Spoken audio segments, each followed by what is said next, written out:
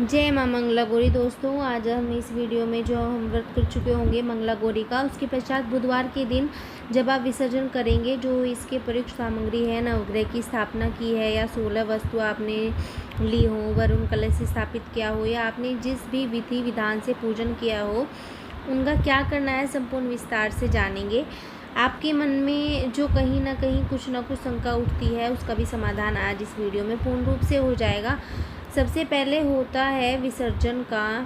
आप नवम जब मंगलवार का दिन पूर्ण कर चुके होंगे, रात्रि निकाल चुके होंगे, उसके बाद आप बुधवार के दिन साफ रंग के वस्त्रों को धारण कर लीजिए। उसके पश्चात दूध थोड़ा संभोग बना लीजिए। विधि विधान से दिया बाती करने के पश्चात इस जल के लोटे को लीजिए, इससे हल्का छिड़काव कर लीजिए माता के ऊपर। उसके पश्चात आप ऐसे कह सकते हैं, आओ आओ मैया, मेरा मैया विसर्जन है, आओ आओ मैया विसर्जन है, थाल फिर अनुगमन प्राण है, आओ जाओ जाओ माता विसर्जन है, जब हम तुम्हें बुलाएं नियमन है, जाओ जाओ मैया विसर्जन है। उसके बाद आपको ये भी जो भी सारा सामान है मैया का, वो सारा आपको एक बैग में रख लेना है थोड़ा सा, और उसके बाद आप थोड़ा सा टीका वगैरह मिला लीजिए, माँ को अर्पित कर दीजिए। और कभी भी बड़े बड़े मंदिरों में देखा होगा आपने, 3 थाली बजाई जाती हैं, उसके पश्चात हल्का सा द्वार होते हैं उनको झटकाया जाता है। उसके बाद जो भी भगवान जी के पट खोले जाते हैं, उसी प्रकार से माता की चौकी जहाँ पर आपने स्थापित की है, वहाँ पर हल्का सा चौकी को आप हिला लीजिए और 3 ताली बजा सकते हैं, जल का छिड़काव कर लीजिएगा।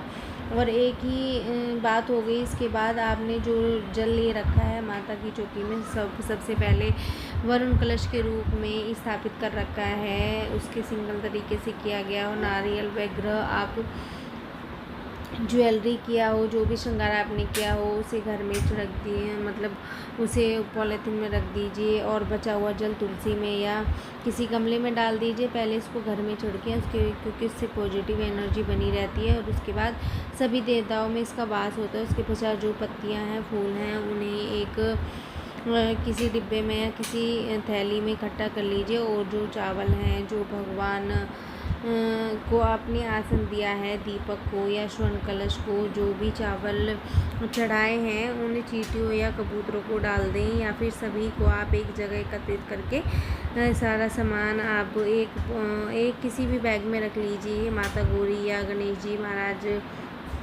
आपने जो भी मतलब उनको जो भी चढ़ाया है भगवान जी को, तो वो सब एक जगह इकट्ठे कर लीजिए। फूल माला वगैरह जो भी आपने ली हैं, उन सभी को एक जगह इकट्ठे करके, और मैं उन्हें पौधों में डाल देती हूँ, क्योंकि उनका पौधों के लिए भी वो अच्छे होते हैं। तो मैं उन्हें इधर उधर, क्योंकि गंगा जी क्या होता है, कभी जाते हैं और फिर उससे जो है वो जल भी दूषित होता है। तो उसकी वजह से मैं सभी जो फूल होते हैं, फूल पत्तियाँ जो भी होती हैं, मैं उनको एक जगह एकत्रित करके जो हमारे छत पर जो पौधे होते हैं उनमें मैं डाल देती हूँ, तो उसमें वो खाद का काम करते हैं।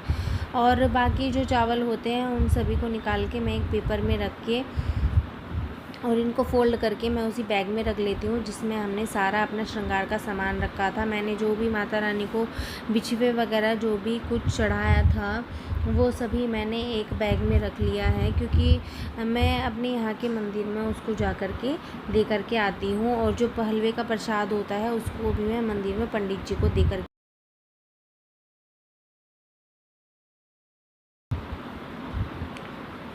प्रसाद को, जो हमारा मैंने अपना हलवे का प्रसाद बनाया था, 16 चम्मच जो मैंने ली थी, उसको भी मैंने एक दोने में रख लिया है, और उसको भी मैं मंदिर में ले जा कर के चढ़ा देती हूँ।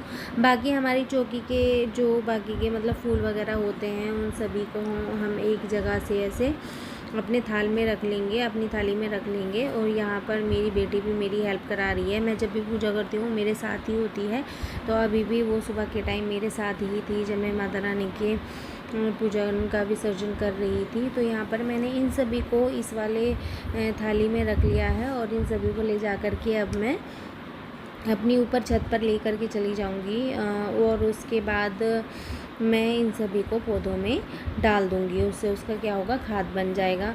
और अभी जो ये चौकी है इसको भी मैं अच्छे से साफ़ कर लूँगी। उसको साफ़ करने के बाद चौकी को हम उठा देंगे और हम एक स्वच्छ स्थान पर, जहाँ भी हम अपनी चौकी रखते हैं, पूजा का सामान रखते हैं, जो भी कुछ है वहाँ पर हम अपना इस चौकी को उठा करके रख देंगे। उसके बाद जो मैंने बैग में ये सारा सामान अपना माता रानी के श्रृंगार का सामान और जो भी कुछ था, हमारा जो भी प्रसाद था, जो भी ड्राई फ्रूट्स वगैरह थे, चावल और सब कुछ मैंने एक उसमें रख लिया था बैग में, और इसको मैंने थोड़ी देर के लिए मंदिर में रख दिया है। उसके बाद मैं इन सभी को ले जा कर के मंदिर में पंडित जी को दे आऊँगी। और यहाँ पर ये जो माता रानी का ये था ना, जो मैंने आटे का दिया बनाया था, इसको मैं गाय को दे देती हूँ।